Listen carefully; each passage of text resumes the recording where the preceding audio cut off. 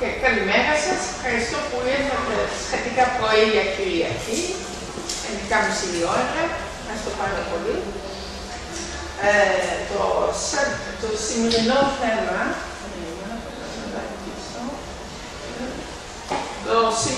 θέμα λέγεται το κεφάλι, ταιριάζει η ομορφιά με πνευματικότητα και με πνευματική εξέλιξη. Αυτό το θέμα θα απαντήσουμε σήμερα. Θέλω πρώτα να συστηθώ για αυτούς που δεν ξέρουν ακόμα. Λέγομαι Καρίνη Βλούμας. Δουλεύω εδώ 25 χρόνια στην Ελλάδα. Τώρα είμαι στην Καλαμαριά, στο κέντρο ίασης, κέντρο φυσιοθεραπείας και εναλλακτικών θεραπείων. Κάνω διάφορες θεραπείες, αλλά είναι τόσο διαφορετικά που σήμερα επικεντρώνω σε μερικά που μου φαίνονται επίκαιρα για 2014 καλά.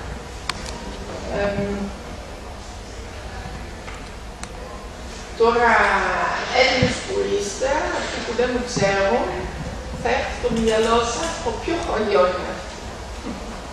Είμαι από το χωριό Ρότερνταμ στην Ολλανδία. Αυτοί είναι οι γονείς μου και εδώ είμαι εγώ πρώτα και τα δύο αδέλφια μου στην Ολλανδία. Θα φύγουν αυτές οι απορίες, να συνεχίσουμε. Έχω λίγο χάσει τη φωνή μου, γιατί χτες είχα πάρα πολύ δουλειά κάτω και μίλησα πολύ και ευτυχώς έχουμε εδώ να το ανάψουμε μήπως. Να το ανάψουμε. Ναι. Η δουλειά μου, αν το λέμε με λίγα λόγια, είναι υγεία και ευεξία για σώμα και ψυχή. Αυτό καλύπτει όλο το φάσμα τι κάνω. Και σεμινάρια και θεραπεία. Δηλαδή μπορείς και να προλάβεις μόνος σου μέσα ή τα θεραπευτικά πράγματα ή η αυτογνωσία. Οκ. Τι θα κάνω σήμερα. Πρώτα θα απαντήσω τον τίτλο. Το θέμα για το κεφάλι. Ταιριάζει η ομορφιά με την πνευματικότητα και η εξέλιξη. Αυτό θα απαντήσω. Μετά θα σας πω για 4 λόγους που μας οδηγούν να μην πάμε για θεραπείες ή για σεμινάρια. Μετά θα εξηγήσω ποιες θεραπείες παρουσιάζω σήμερα και για 2 σεμινάρια. Όλα έχουν να κάνουν με το κεφάλι. Και στο τέλος θα σας κάνω μια ειδική προσφορά λόγω έκθεσης. Από την έκθεση όλοι ψάχνουμε λίγο προσφορές, θα κάνουμε εδώ. Και αφού είμαστε αρκετά άτομα, λέω να κάνω μια λακιοφόρο αγορά, κάποιος από εσάς να μπορεί να συμμετέχει programma σε ένα ωραίο σεμινάριο. Οκ, ο τίτλος. Το κεφάλι ταιριάζει η ομορφιά με πνευματικότητα και πνευματική εξέλιξη. Είναι πολύ εύκολο. Κοιτάμε αυτό. Αυτό είναι όλοι διάσημοι. Πάρα πολύ γνωστοί. Όλοι όμορφοι και όλοι βουλιστές.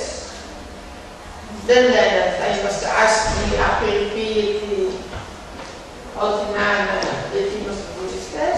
Όχι. Και από έξω όμορφο και από μέσα όμορφο. Πάει όλος.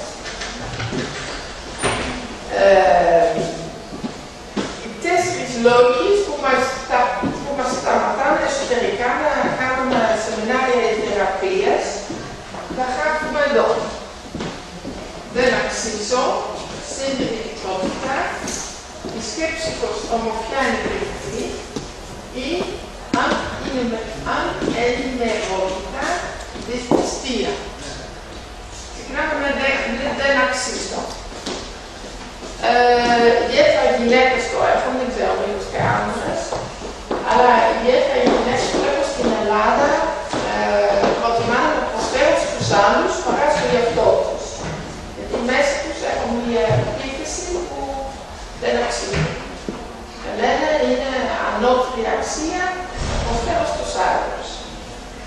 Όμως, όταν συγκρίνω εσένα σαν κεντρική φιγούρα, μια κανάτα με λεμονάδι.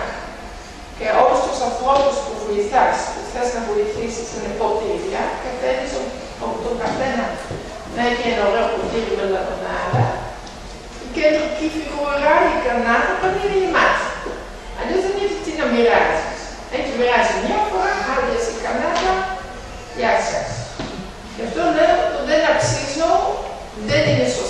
βάση να την έχουμε μέσα μας. Όλοι αξίζουμε και πάλι αυτονομείς που δεν αξίζεις, σκέψου την κανάτα. Αν δεν στα πετυχαίνει, βγαίνεις την κανάτα σου. Okay. Το δεύτερο είναι η συντηρητικότητα.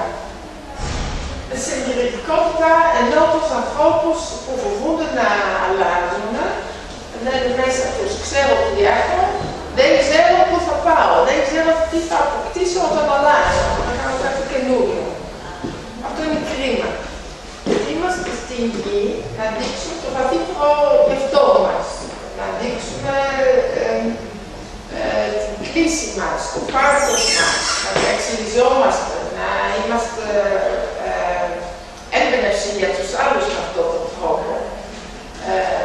Και όταν αυτό το κρατάμε όλοι για το εαυτό μας, δεν το ερευνάμε και δεν το εκφράζουμε, είναι όμως όλοι οι άνθρωποι που μοιάζει ο ένας στον άλλον. Και λες, αυτή η Μαρία, αυτή η Ελένη, αυτή η Ελένη, και δεν βλέπω διάφορα. Ενώ κάποιος που πραγματικά δείχνει το εαυτό του, λάμπει, φεύγει και τη βλέπεις διαφορετικά. Μπορεί πάντα να λέει η Μαρία η Ελένη, αλλά αυτή η Μαρία ή αυτή η Ελένη. Και το φεύγει και το λάβει όλη τη στάση της και η ενέργειά της και είναι έμπνευση για άλλους ανθρώπους. Και όλα αυτά καλύπτονται όταν είσαι με το συντηρητικό σου. Ποιος θα είναι συντηρητικός. Ο τρίτος λόγος. Ομορφιά είναι περιττή. Αυτό είναι πάλι μια επίθεση που μπορούμε να έχουμε μέσα μας. Γιατί λένε, όλοι στο πνευματικό δρόμο, ομορφιά, εκεί να μην τόσο χρόνο λεφτά και προσπάθεια. Λάθος πάλι αυτό. Γιατί έχουμε την θεά Αφροδίτη. Η θεά Αφροδίτη είναι μια πτυχή του εαυτού μας. Κάθε ελληνικός θεός δείχνει ουσιαστικά αρχέτυπο από το εαυτό μας. Και όλα αυτά τα κομμάτια είμαστε εμείς. Δεν μπορείς να πεις είμαι η θεά Ήρα, δεν είμαι ο Ζεύς, είμαι η Αφροδίτη, αλλά δεν είμαι κάτι άλλο. Όλοι είμαστε από όλα. Όλα είναι πτυχές από το εαυτό μας. Και όλοι πρέπει να αφήσουν, όλοι πρέπει να έχουν στην επιφάνεια. Και η θεά Αφροδίτη, ωραία, έχει φυσικά και άλλες έννοιες, αλλά τώρα μιλάμε για την ομορφιά. Θεά της ασχημιάς υπάρχει. Γιατί ασχολούμαστε τότε με την ασχημιά ή την υπερηποίηση. Όλοι οι θεοί, κάποια λαψιά, κάποια ομορφιά έχουν με τον τρόπο του ο καθένας. Μετά έχουμε την ενημερότητα και δυσπιστία. Αυτό το θέμα μαθαίνεις σήμερα λίγο. Γιατί σήμερα σας ενημερώνω και κάτω το πάθο, όλοι σας ενημερώνουν, φεύγει αυτό το κομμάτι και όταν είμαστε ενημερωμένοι δεν είμαστε δύσπιστοι. Γιατί είναι ίσως ορισμένα λες δεν θέλω, αλλά δύσπιστος, η πίστη δεν έχει σχέση όταν ξέρεις, όταν είσαι ενημερωμένος. Όταν είμαστε μωρά και μόλις γεννημένοι και δεν ξέρουμε πολλά πράγματα, δεν είμαστε ενημερωμένοι, κοιμόμαστε πολλές ώρες και κάθε μέρα κάτι μαθαίνουμε, πρέπει να το κινηθούμε, να το εξεταζόμαστε. Και το μυστήριο της ημέρας σιγά σιγά μικραίνει για το παιδί. Γιατί το μυστήριο υπάρχει μόνο όταν δεν ξέρουμε τι υπάρχει. Γιατί όταν λες κάτι, όλα αυτά μυστήριο, δεν μπορώ. Άμα από κάθε ενημέρωση, μικραίνει το μυστήριο. Μένουν πάντα μικρά πράγματα που είναι μυστήριο. Αυτό θα το δεχτείς. Το μυστήριο υπάρχει στη ζωή, και έτσι είναι ωραίο. Και δεν όμως, και το μυστήριο δεν μας κάνει να μην χρησιμοποιούμε κάποια προσέγγιση. Παράδειγμα, η ίδια η ζωή, η σύλληψη, είναι ένα μυστήριο. Έχουμε το Άγιο, έχουμε το σπέρμα, έχουμε μαζί, πάρε το ποτήρι και το μπουκάλι, δεν γίνεται τίποτα, το βάζει δίπλα, δεν γίνεται τίποτα. Αυτά τα δύο το βάζεις μαζί και δημιουργείται ζωή. Αυτό είναι ένα μυστήριο. Παρόλο που δεν τα καταλαβαίνουμε καλά, όλοι μας το χρησιμοποιούμε. Άμα δεν χρησιμοποιείς ένα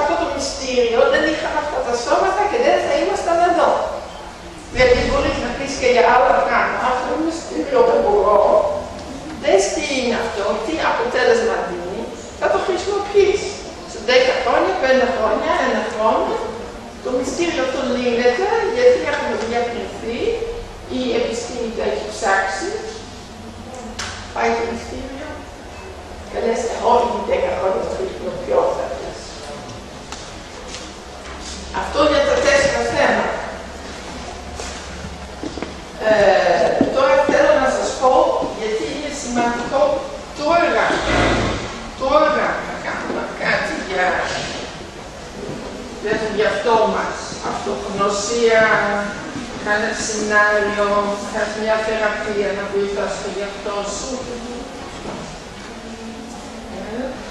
Γιατί τώρα, όχι αύριο, Σεπτέμβριο ή Αύγουστο. Τώρα είναι Αύγουστο, Οκτώβριο 14. Τώρα θα κάνω γιατί είναι επίκολο, επίκαιρο. Τώρα θα είναι η δική μου καλλιτεχνική έκφραση. Ακόμα.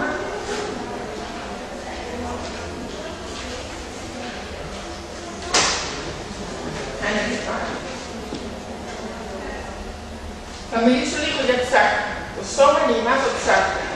Τι είναι τσάκρα? Τσάκρα είναι κέντρο ενέργειας, έχει μία δύναμη, το λένε και vortex στα αγγλικά. Είναι κεντρικά σημεία στο σώμα μας για την ενεργειακή μας υπόσταση. Τώρα που μιλάω για το κεφάλι, δεν θα σας εξηγήσω όλα τα άλλα. Στο κεφάλι έχουμε ένα εδώ, τσάκρα κορυφής, η crown chakra, και να κάνει την επίφυση. Εδώ έχουμε 3 τσάκρα μικρά. Κανονικά τα χρησιμοποιούμε σαν ένα και το λέμε τρίτο μάτι. Αλλά ουσιαστικά είναι 3. Το λέγεται Ίνδου, Μάνα, Άχνα. Αλλά γιατί πράγμα, γιατί είναι το εύκολο, το λέμε τρίτο μάτι. Και μετά έχουμε εδώ ένα τσάκρα που είναι πιο άγνωστο. Λέμε Λαλάτα, Αναχάτα ή Ascension Chakra, ανάλυσης. Ανάλυσης είναι πιο άγνωστο. Αυτό με υπόφυση έχει να κάνει, που βρίσκεται εδώ μια αντένα, επίφυση, εδώ άλλη μια αντένα. Αυτές οι 2 αντένες είναι η αφεντική για το σώμα μας. Δίνουν εντολές, τι ορμόνες πάνε πού και τι πρέπει να γίνει. Γιατί είναι σημαντικά αυτά. Αυτά στην πρώτη φάση είναι λίγο κινησμένα αυτά τα τσάκρα, αλλά όσο εξελιζόμαστε, ανοίγουμε αυτά, ανθίζουμε αυτά και αποκτάμε περισσότερες πνευματικές ικανότητες.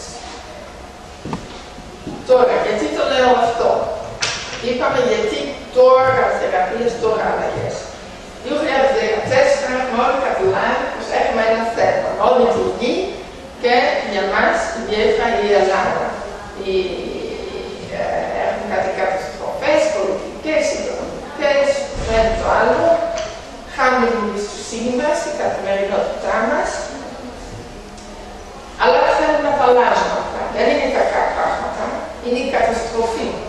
Η καταστροφή από τα παλιά πρέπει να φύγουν.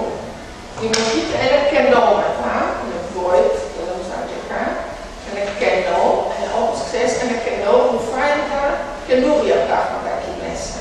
Κάπως είμαστε τώρα στο κενό. Είναι αρρωστιέται μέσα, τα δικά μας τα ωραία πρέπει να μπουν, για να έχουμε μια καινούργια γη με καινούργιες καταστάσεις.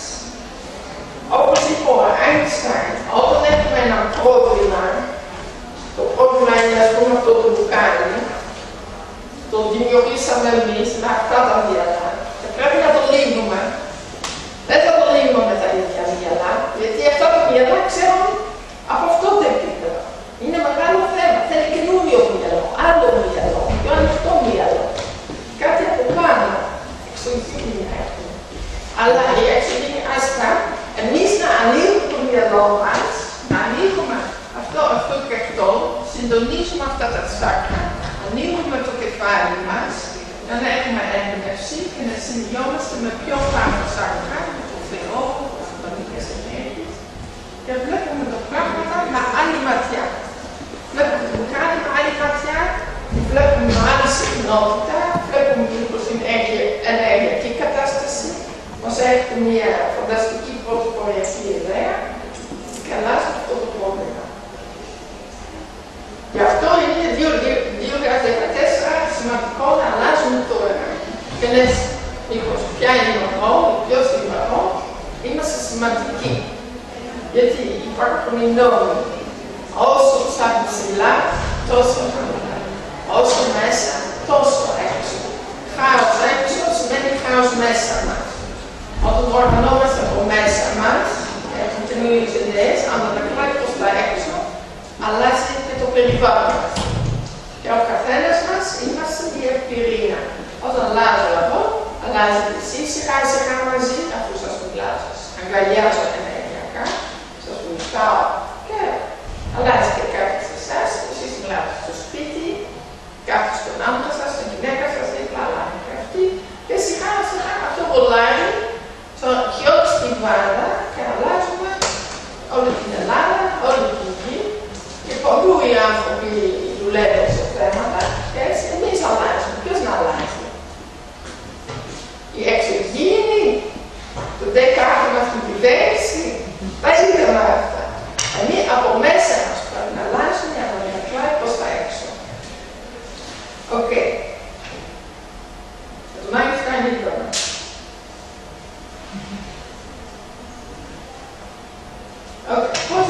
Πώς μπορούμε να έχουμε επιρροή πάνω σε αυτά τα τσάκρα? Έχει διάφορους τρόπους. Π.χ.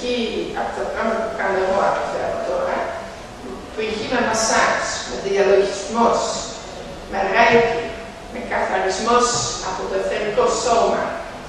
Αλλά δεν θέλω να επιμένω σήμερα εκεί, έχει πολλά τέτοια κάτω, λίγο το καρδιάρο. Το ρεζουβάνς, κοσμητικός βελονισμός προσώπου, πνευματικός βελονισμός, θέλω να αναφέρω, οι ακτίνες, οι χρωματιστές ακτίνες που έχουμε γύρω στο κεφάλι μας και που μπορούν να μας βοηθήσουν με την άποψή μας στη ζωή και πώς να αλλάξουμε. Και ένα σεμινάριο στο τέλος που λέγεται Ο Ποταμός των Θαυμάτων, που έχω αλλάξει όνομα πριν λεγόταν Αφύπνιση. Αυτά τα πράγματα είναι όλα πράγματα που έχουμε να κάνουμε με το κεφάλι. Γιατί επικεντρώνω στο κεφάλι και όλα τα κατώτρατα να καθαρίζουμε, γιατί τα κάνουμε χρόνια. Τώρα θα ανοίγουμε αυτά και ανοίγουμε στο κεφάλι και το τρίτο μάτι, βλέπουμε και τα κατώτρατα με άλλη ματιά και δίνουν από μόνο τους, γιατί τα αξιολογείς με άλλο τρόπο, με πιο πραγματικό τρόπο. Μην μένεις μόνο στο μπέρδεψιν και βγάλε τον πατέρα, την μάνα, την κοκκινή ζωή. Πάνω και το κάτω ακολουθεί, γιατί τα βλέπεις αλλιώς. Δεν χρειάζεται τόσο να σκάψουμε. Σκάψουμε σιγά σιγά φεύγει. Τώρα, τι είναι ρεζουβάνς?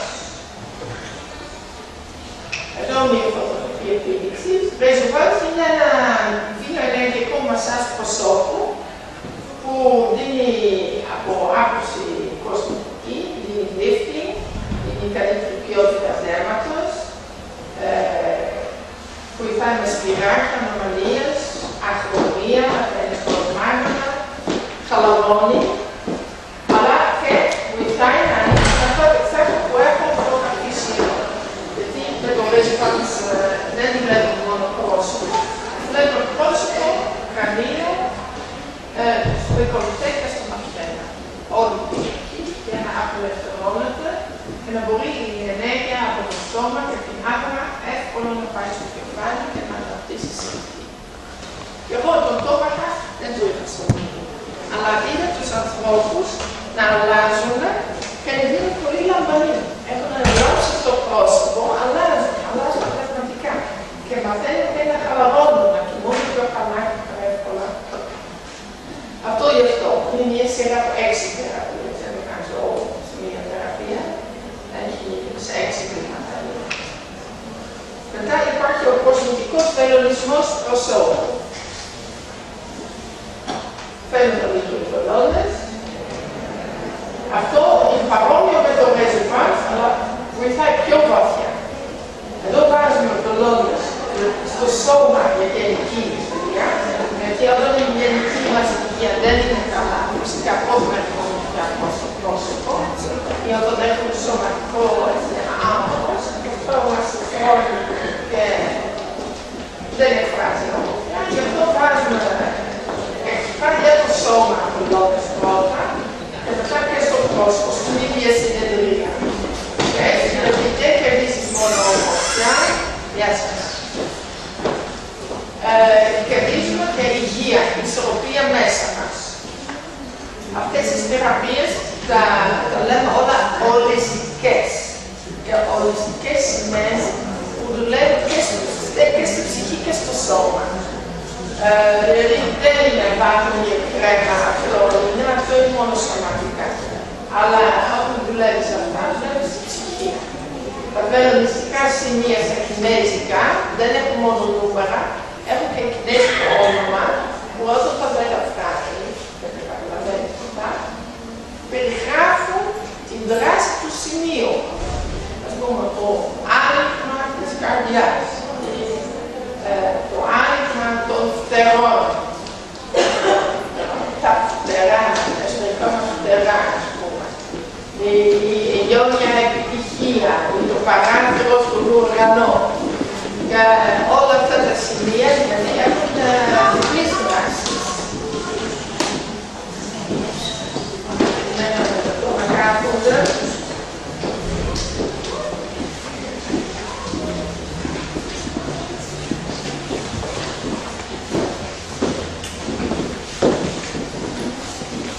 Περάστε.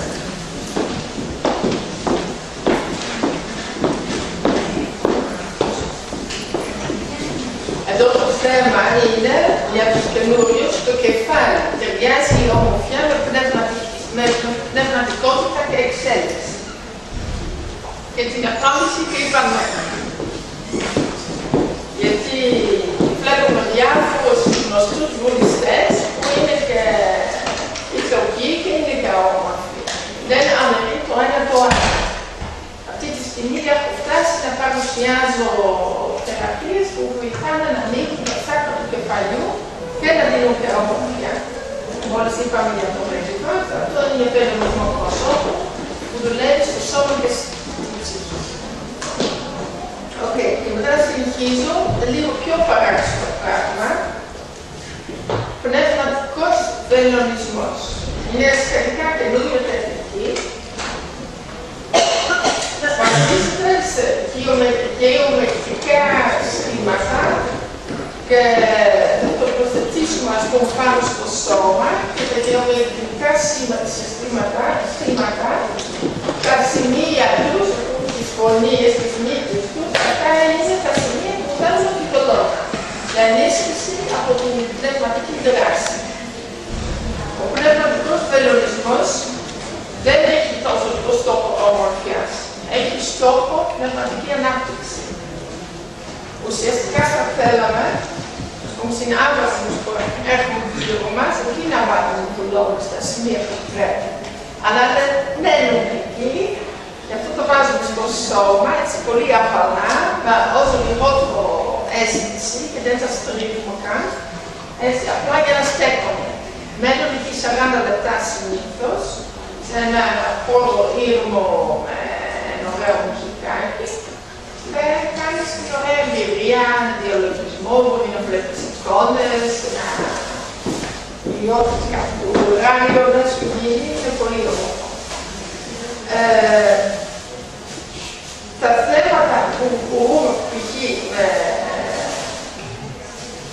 πνευματικός βελονισμός μπορούμε να λύνουμε είναι διάφορα. Π.χ. ότι έχω ψυχικά μπλοκαρίσματα, σε μπλοκάρουμε. Μπορούμε ανθρώπους που θα ήθελα να μάθουν τι είναι να νιώθεις που διαλογίζεις ή να κάνεις ένα ταξιδάκι και δεν θα έχουν καταφέρει μόνοι τους. Μπορούμε να κάνουμε ένα σχήμα, ένα πρωτόκολλο από το πνευματικό βελονισμό και να τους παίρνει εκεί και να το νιώθεις μια φορά. Γιατί όταν το έχεις νιώθει, έχει να ανοίξει αυτό το δρόμο και φτάνει και μπορείς να φτάσεις μόνος σου. Μπορείς και έχει ένα ωραίο σχήμα να νιώθεις τον εαυτό σου.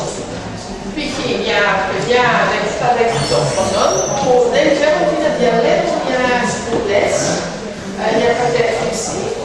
Γιατί άλλοι λέει αυτό, αλλά αυτοί τι λένε, αυτοί δεν ξέρουν. Έχει ένα ωραίο σχήμα ή μέσα ή έξω. Ναι, τελειώνω. Εγώ ξεκίνησα 10 λεπτά πιο αργά, ξέρεις. Όταν δεν ξέρουν τι να διαλέξουν, θα κάνουν αυτό, συγκεντρώνουν στον εαυτό τους και νιώθουν τι είναι δική τους δουλειά.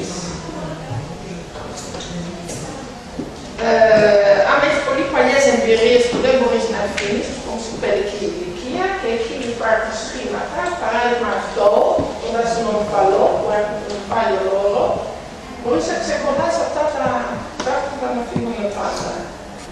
Και εκεί ένα στόχο, άμα θέλει να γίνεις ενδιάμεσος, channeler, και θες να ανοίγεις το κεφάλι σου προς άλλα επίπεδα, σε βοηθάει αυτή η θεραπεία.